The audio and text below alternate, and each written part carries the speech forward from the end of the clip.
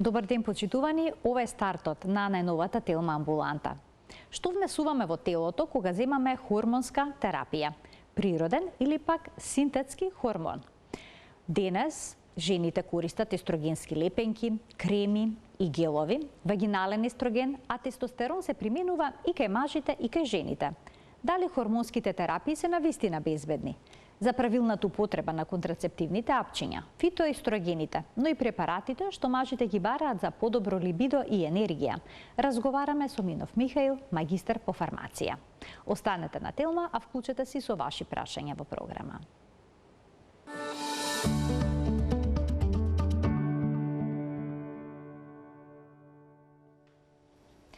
За хормонската терапија денеска разговараме со Минов Михаил, магистар по фармација во Eurofarm. Добре ни дојдовте во телма амбуланта. Добре ве најдов, Марија, благодарам за поканата.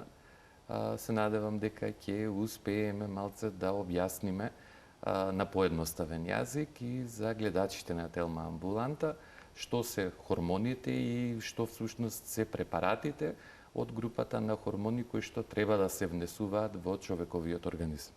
Може ли секој хормон од човековиот организам да се внесе во телото преку апче, со апче? Дали е тоа навистина возможно? И ако е така, еве, потврдивте, возможно е. Што внесуваме? Дали се тоа природни или синтетски хормони? Знаете како кажавте апче, реално зависно од природата, хемиската природа, структурата на самиот хормон, они се грубо поделени или во две големи групи, протеински структури и стероидни структури. Дел од нив можат да бидат произведени во облик на апче, односно таблета, дел од нив не смеат да бидат произведени, а дел од нив можат да бидат и во перорална дозажна форма, апчето, и во облик на инекционен раствор, односно зависно од индивидуалните карактеристики на пациентот.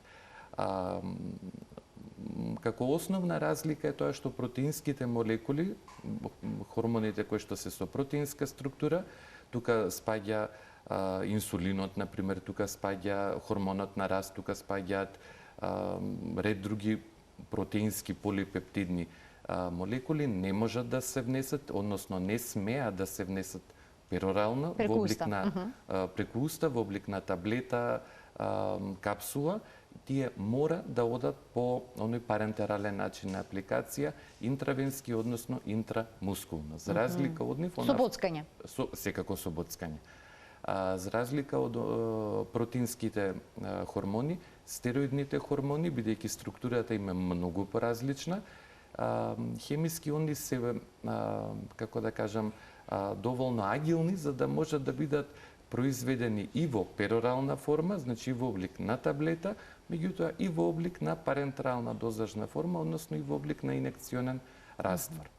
Третата категорија би биле оние хормони кои што можат да се спакуваат, односно да се произведат во фабрика и во форма која што е наменета за локална апликација.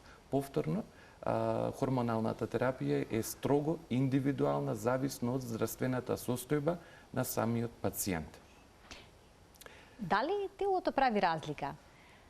Ако хормонот е внесен од надвор или пак е произведен од самото тело? Дали е природен или пак синтетски? Ќе направи разлика нашиот организам. Нашиот организам е исклучително паметен за нас самите, нели?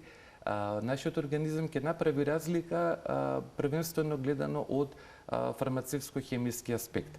Дали структурата на однадвор внесениот хормон е идентична со оној хормон кој што организмот ќе го излачи ендокрините наши жлезди, тоа се жлезди со внатрешно лачење, дали ќе биде идентична како хемиска структура или ќе биде за нијанса, за некоја група на атоми, на радикални, на хемиски радикали поразлична, и тоа финално организмот ќе го препознае како врзување за истиот рецептор. Например, хормонот, ако например панкреасот не излачува доволно инсулин, тогаш однадвор внесениот инсулин во облик на инекциона, со инекциона терапија, ќе се врзе за идентичниот рецептор за кој што се врзува и автохтониот, значи собствениот инсулин.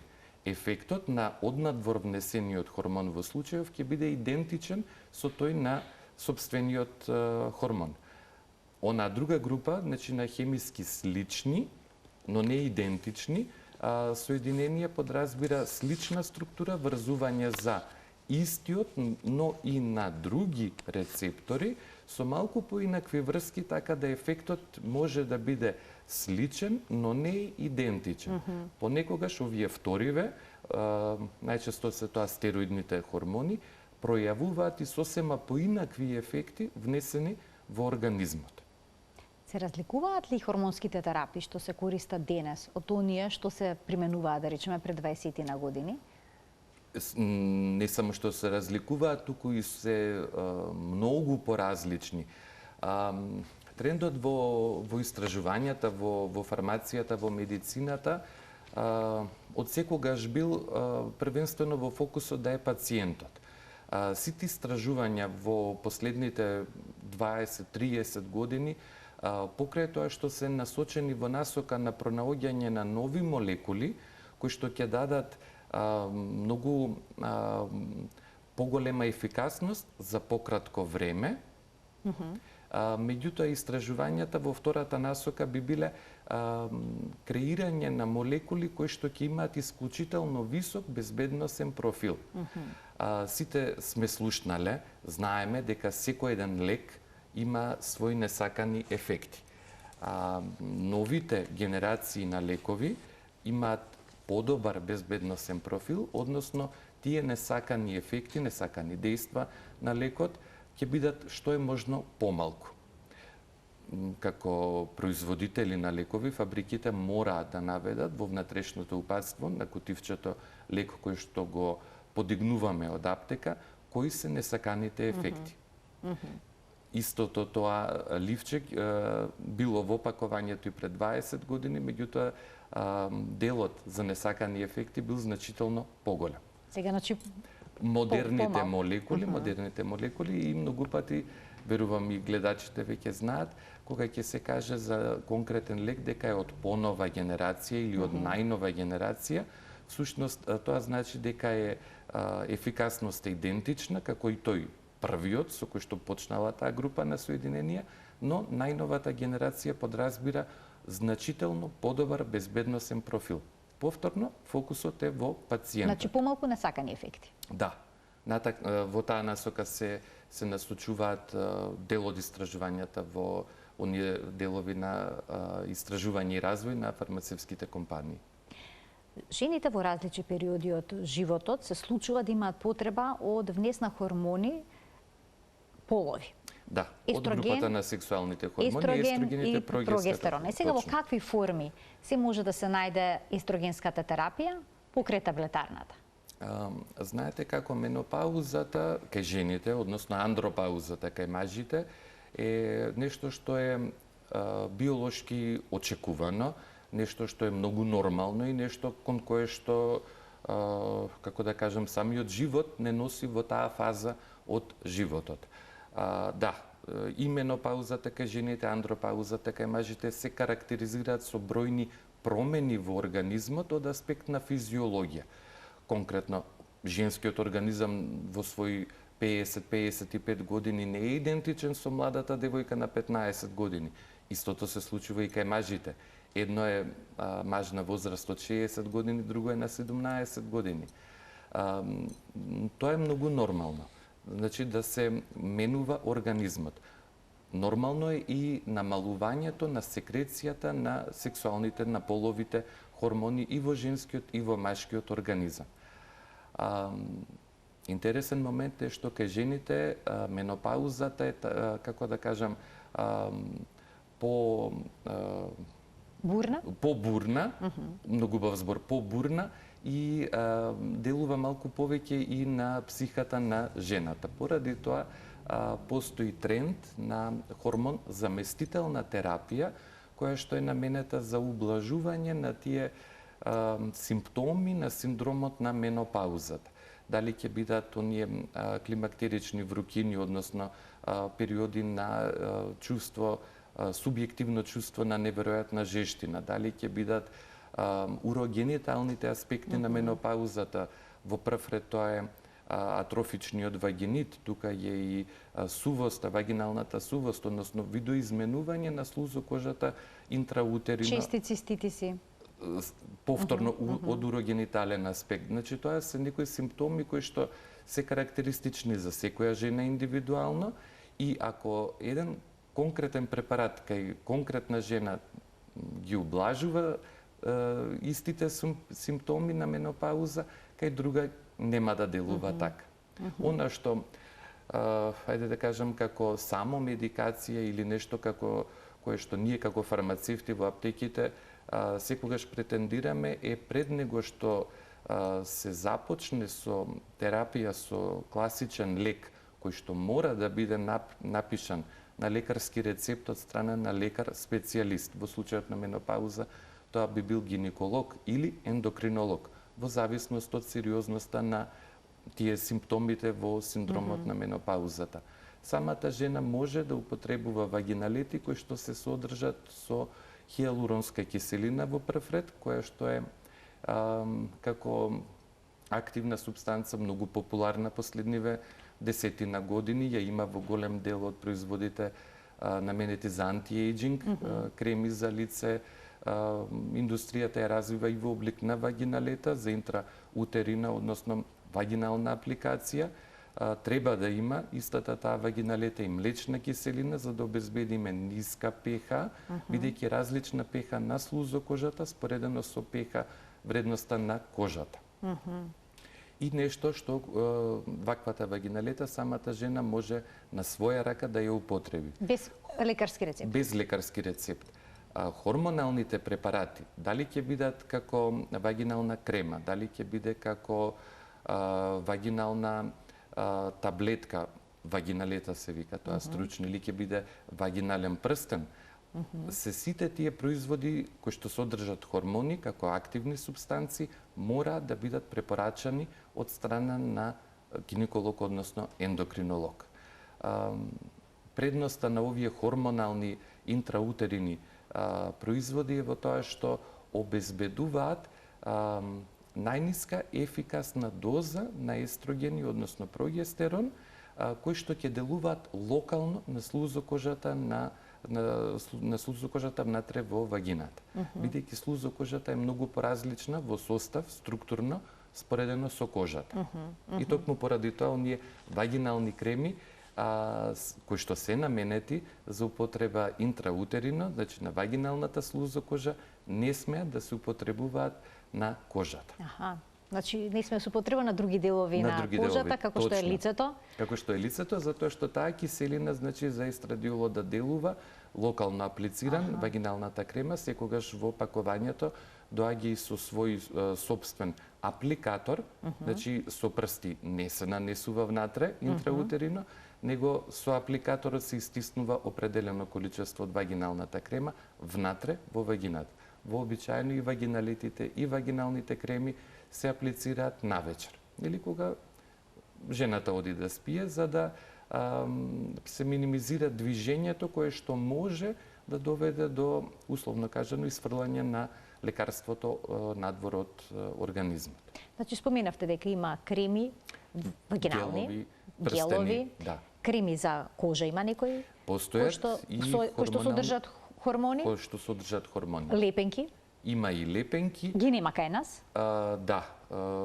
За жал, нели, ние сме како држава таму такви какви што сме, таму кај што сме. Голем дел од современите лекови, современите дозажни форми кај нас се уште не се регистрирани. Да, нашите лекари се информирани, знаат дека постојат тој тип на производи, меѓутоа официјално во Македонија се уште ги нема. Многу жени купуваат естрогенски лепенки од странство. Која е разликата помеѓу дејството и безбедноста на естрогенот кој што е примен преку кожа, преку лепенка и преку уста? Во форма на таблета. Све она што ќе го проголтаме, вклучително и храна, вклучително и лекови, вклучително и додатоци на исхрана се тука, значи све она што внесуваме преку устата, првично доаѓа во желудникот, се распаѓа на основните компоненти и понатака поминува во 12-палачното црево каде што бидува ресорбирано. Ресорбираните нутриенти, значи хранливи компоненти, вклучително и активните компоненти од лековите и од хормоните, првично одат во црниот дроб на филтрирање, односно тоа се вика стручно ефект на прв метаболизам или ефект на прв помин низ црниот дроб. Оттаму директно ќе се вклучат во циркулацијата, значи како ќе го напуштат црниот дроб. Хормоните внесени преку уста во облик на таблета се подложни на таков метаболизам, на прв метаболизам во црниот дроб. Дел од активноста ќе биде изгубена. За разлика од нив, лепенките, односно дермалната или кутаната апликација, подразбира заобиколување на тој прв метаболизам во црниот дроб. Односно, директно вклучување во циркулацијата. Ги спомнавте лепенките. Лепенките се одличен фармацевски дозажен облик, затоа што се нанесуваат на исчистена кожа, се нанесуваат еднаш на 3 до 4 дена, зависно од концентрацијата, повторно по препорака на лекар. На своја рака, никако. Таква лепенка, бидејќи содржи фармацевски активна субстанца, не би требало човек сам да си аплицира. И дава еден комфор за пациентот, нели, оној момент дека не мора секој ден наутро да го испие, да ја испие таблетата, да го испие апчето, него едноставно ја има лепенката и со таа лепенка поминува 4 до 5 дена. Кои се ризиците од примената на хормонската терапија која што содржи естроген? И дали има вистина дека вагиналниот естроген многу малку се ресорбира во телото? Да, вагинално нанесениот, вагинално аплицираниот естроген преку овие вагинални креми, преку вагиналните таблети, односно вагиналниот прстен, делува локално на слузокожата внатре во вагината, многу мал процент од него се ресорбира и стигнува во системската циркулација. Ги спомнавте ризиците. Кај жената која што е во менопауза и која што се одлучува за ваква хормон заместителна терапија со препарат со естрогени кој што содржи, голем е ризикот од проблеми да се случат со кардиоваскуларниот систем, односно ризикот од појава на тромбоза, ризикот на 50 годишните луѓе, без оглед мажи или жени, се и проширените вени, првенствено во долните екстремитети, во нозете. Повторно, естрогенот го потенцира тој ризик.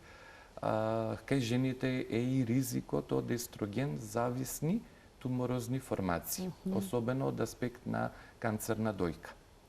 Воколку кај жената е претходно диагностициран канцер на дојка и била претходно на терапија, значи со канцер на дојка, естрогените препарати се забранети.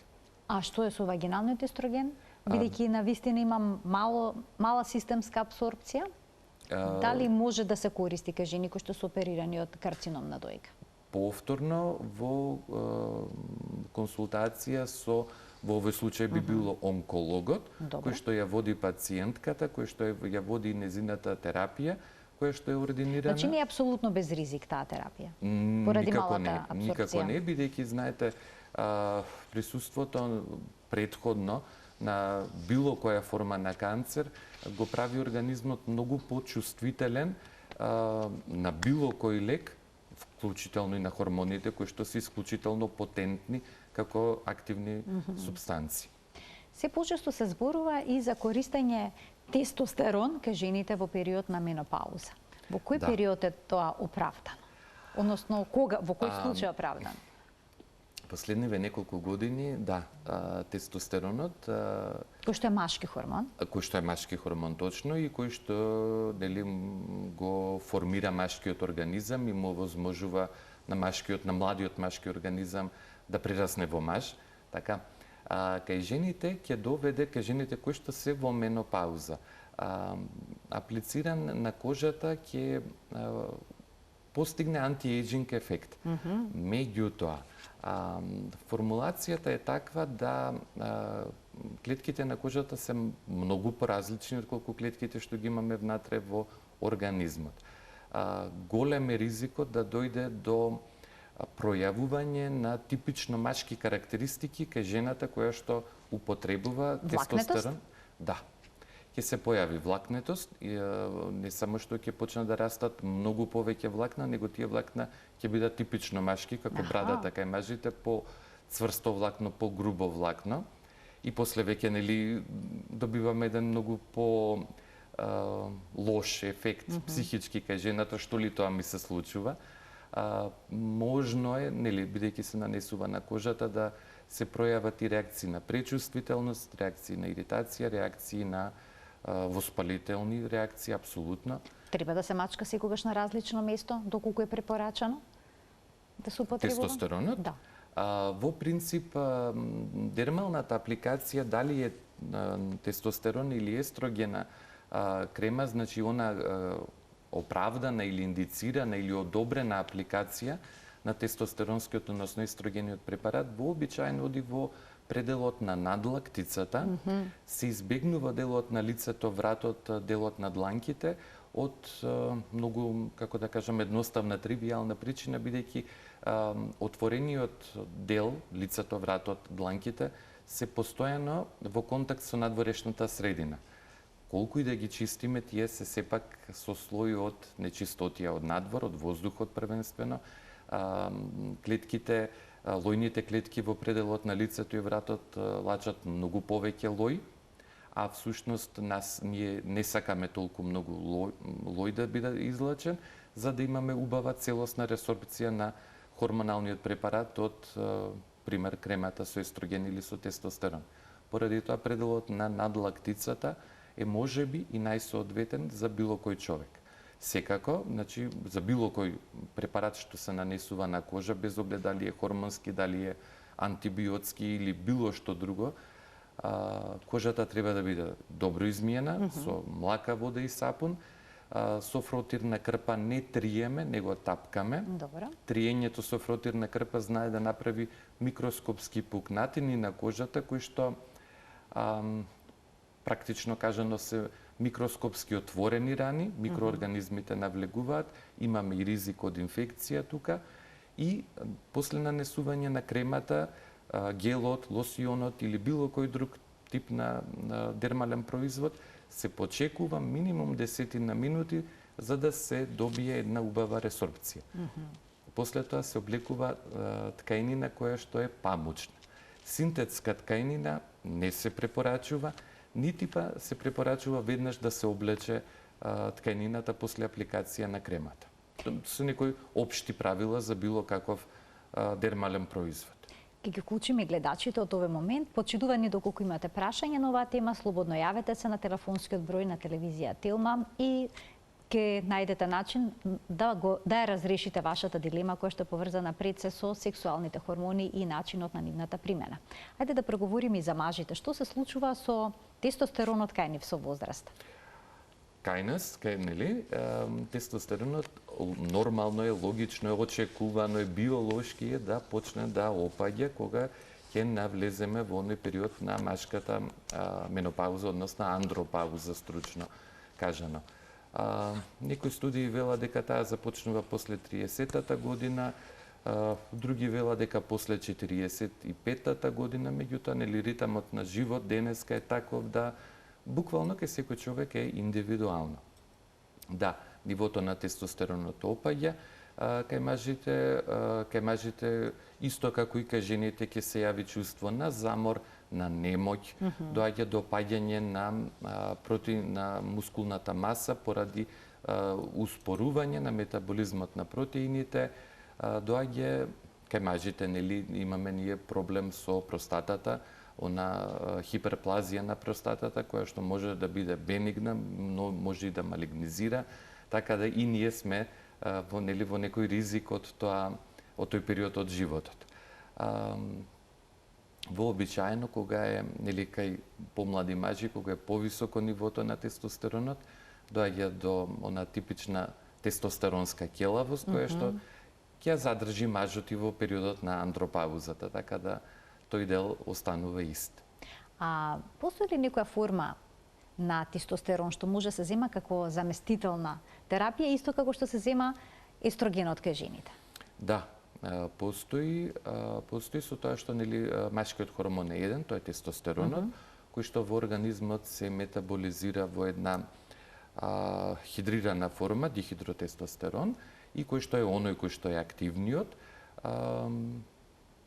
постои во облики на таблети, постои во облики на инекциони раствори, ви спомнав претходно, од групата на стероиди. Хормоните можат да бидат произведени и во перорални препарати, и во парентерални препарати, така да, суплементирање со нели прокурсор или прохормон, тестостерон со одветна сол, која што во организмот ќе биде изметаболизирана во активна форма, апсолутно е оправдано, воколку постои индикација. А чисто онака, за да се чувствува млад, не. Значи, за такво нешто не се препорачува, не се Знаете користи? како хормоните нели се фармацевски активни соединенија. Тие имаат свое регистрационо решение, каде што убаво е напишана индикацијата која што е одобрена.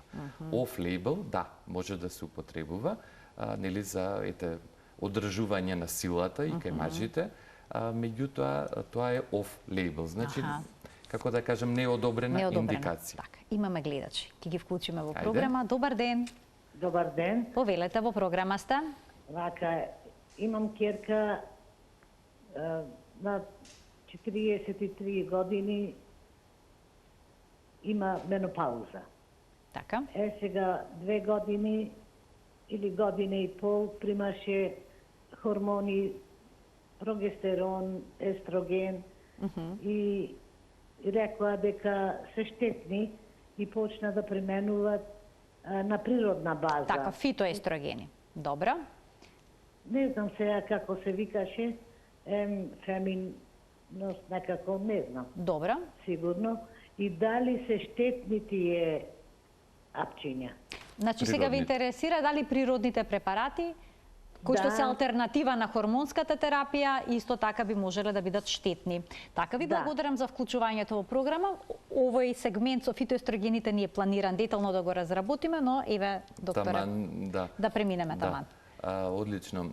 Значи, како и многу други лековити соединенија, така во природата се наоѓаат бројни фитоестрогени. Тоа се молекули од многу различни соединенија кои што хемиски спаѓаат во групата на изофлавони. Верувам дека ништо не ви значи тоа, меѓутоа тие лесно се трансформираат во организмот во на стероидна структура како што ја имаат естрогенот, односно прогестеронот. Со вакви изофлавони, например, е исклучително богата, односно фитоестрогени исклучително богата сојата, која што ја има последниве 20 на години, мислам, е исклучително популарна, не дека не била користена и претходно, тука и црвената детелина, тука се и ред други. Маката. Мака, точно. Маката е веќе во оние адаптогени заедно со женшенот, тука сибирскиот женшен, секако ашвагандата. Фитоестрогените се исклучително полезни, особено во периодот пред да настапи, пред да се диагностицира менопаузата. Тој период се вика перименопауза. Значи да се ублажат првите симптоми, првичните симптоми на менопаузата. Тогаш фитоестрогените се најделотворни. Во случајов 43 годишна женска особа која што веќе 2 години е во менопауза, верувам гинекологот тоа го има убаво евидентирано, фитоестрогените ќе дојдат во случајов како адјувантна терапија, како помош на класичната естрогенска, односно прогестеронска или комбинирана терапија.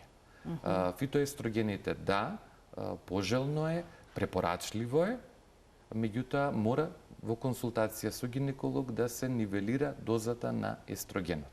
Значи, сепак хормонската терапија класична? Воколку гинекологот процени доколку процени? Да, од индивидуален пристап. Затоа што има пациенти, има луѓе каде што нема да има потреба од хормонална заместителна терапија, меѓутоа има и такви каде што е неопходна. А има и такви кои што на своја рака ќе побараат. Така. Значи, различни сме, сите луѓе сме различни, токму поради тоа индивидуализирање на пристапот на фармакотерапијата мора да биде Нема секогаш. универзален пристап кој што одговара за сите. Нема универзални правила. Така. Имаме уште еден гледач. Добар ден.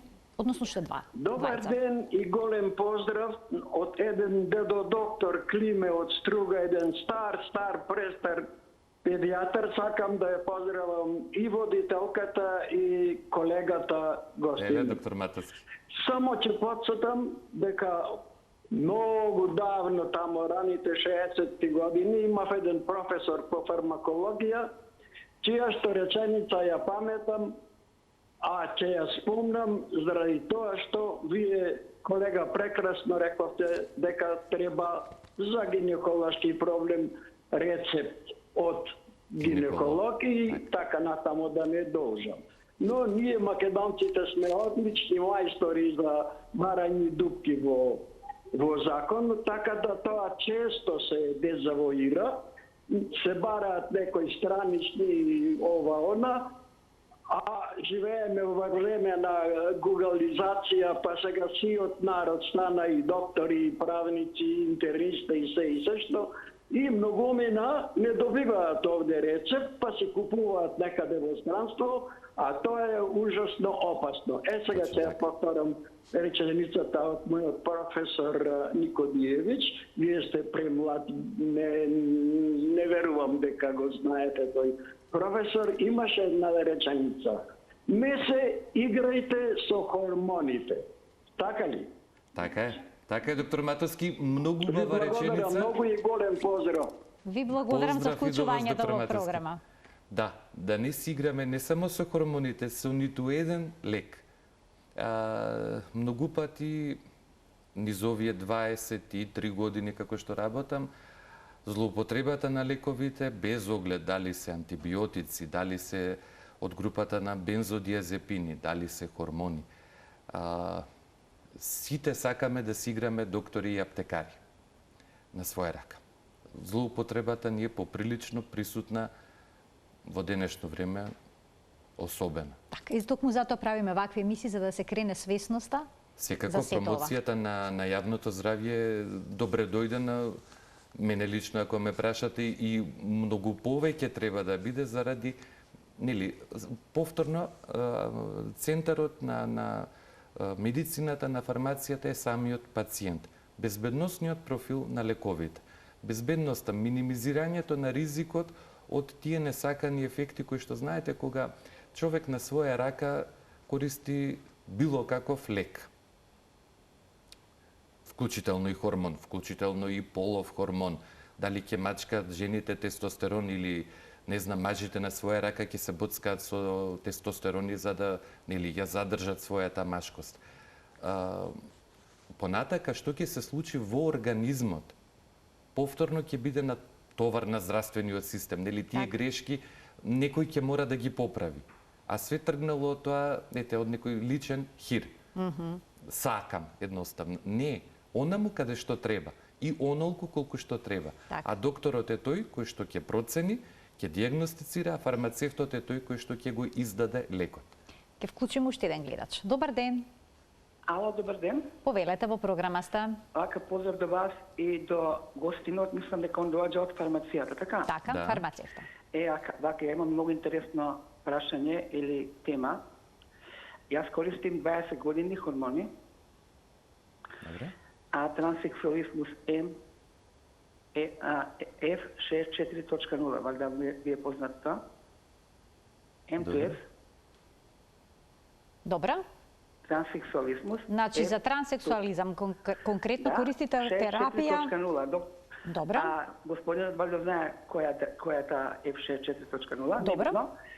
А се вака, значи тука кај нас ние се труеме со таблети кои толку многу немаат ефект. Порано имаше мускулна терапија, инекции од Галиника ги произведуваше естроген, Добро, постоја, да. кој беше се ставаше еднашка, дали 10 дена ќе трае, на секој 10 дена, на 15, зависи како ендокринологот ќе даде терапијата, и многу беше полесно и поефикасно. А сега тука нема ништо освен естрофемот, кој е 1 милиграм А во Србија има естрофем од 2 милиграми, има и од 4 форте, а во Македонија нашата држава све наопако работа. Тука се нешто нема, никош ништо нема. Естрофемот е од 1 милиграм. Ја денеска треба да си голднам колку таму ќе му дојдат, некаде 6 таблети минимум на ден, за да постигнем таа концентрација на естроген. Плюс тука нема избор освен естрофемот, има други приватни што се купуваат циклопрогинова, мислим, овие што се Диане од 35 може да се користи нешто. Така, значи голем дел од тоа што вас ви е потребно не можете да го најдете и претпоставам дека сте соочени со требаше да кажам, може? Може, само ми имаме многу малку до крајот на денешната емисија, за тоа забрзувам. Ова е многу битно за луѓето. Така, ова цела една емисија може да направиме, еве можеме да ве поканаме и да гостувате во емисијата, да зборуваме за тоа што е транссексуализам и што се е потребно за да проминете низ таа транзиција. Само накратко прашањето за да можеме да привршуваме со денешната емисија. Ајде. Така, ви благодарам за вклучувањето, што можете да советувате. Мислам дека и претходно спомнавме, да, Македонија е таква каква што е, ние сме тие што сме. Малиот пазар подразбира да немаме многу од лековите, особено она што е тренд во светот, или да имаме само една јачина, или да имаме само една дозажна форма. Спомна за Србија, да, многу поголем пазар, многу повеќе луѓе, многу поинаку се однесуваат фармацевските компании кога станува збор за поголема земја. Верувам дека ќе се изнајде некое соодветно решение. Постои во државава како модел на набавка интервентен увоз на лекови кои што не се регистрирани во државава, кои што по барање на аптеки, односно на ординации, ќе биде внесена соодветна количина од конкретниот лек во конкретната јачина. Значи, со интервентен увоз се внесуваат оние лекови кои што не се регистрирани во Македонија, кои што се на барање на пациенти. Имаме уште многу малку време, а да вистина многу прашања. Би прашал уште нешто што е поврзано со фитоестрогените. Дали нивната голема доза и долготрена употреба може да донесе да доведе до некаков хормонски дисбаланс? Не може да доведе, затоа што знаете како фитоестрогените се природни молекули, ќе се ресорбира, внесени перорално, ќе се ресорбира онолку колку што му треба на организмот, рестото ќе биде елиминирано. Воколку се претера, например, ако е еднаш дневно една таблета, ако пациентката, нели, за да има поубав ефект, започне со дуплирање или триплирање на терапијата, многу очекувано е да настанат дигестивни проблеми, значи да се јави мачнина, па може и диареја, меѓутоа дека нешто ќе дојде до некој дисбаланс хормонален интерно внатре, нема да се случи. Повторно ради природата на молекулата. А постојат ли фитотестостерони, односно некои растителни препарати кои што... Не постојат фитотестостерони, се викаат андрогени природни. Трибулусот е од таа група, значи тоа се стероидни субстанции кои што единствено од коренот на конкретното растение се покажало дека се клинички ефикасни. Постојат и други растителни извори кои што повторно ќе делуваат во секој случај и кај мажите и кај жените. Намалувањето на нивото на кортизолот ќе доведе до еден поубав. Да. Значи колку е помалку стрес хормонот, толку половите хормони ќе дојдат до израз.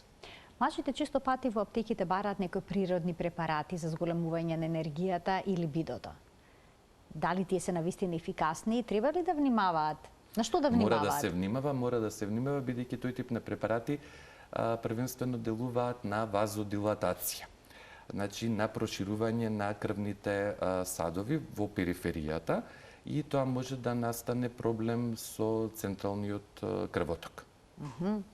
Значи на тоа треба да се внимава? Многу. А важно е ли дали мажот пие и некакви лекови, да речеме, за покачен крвен притисок? Секако и тие ќе имаат влијание, може да настанат интеракции. Антидепресиви? Со нив не многу. А тестостерон, ако се зема заедно со други лекови? Тестостеронот ќе го пројави својот ефект. Трибулусот може само адјувантно да делува, да помогне. Так. Тоа би било се во денешната емисија. Јас ви благодарам многу за вашето гостување во Телма амбуланта и се надевам дека ќе се видиме повторно кога ќе проговориме на некоја исто така друга атрактивна тема за гледачите. Благодарам, Марија, благодарам. Почитувани, ова беше се во денешната емисија. Ви благодарам што и денеска бевте заедно со нас. Имете пријатен ден.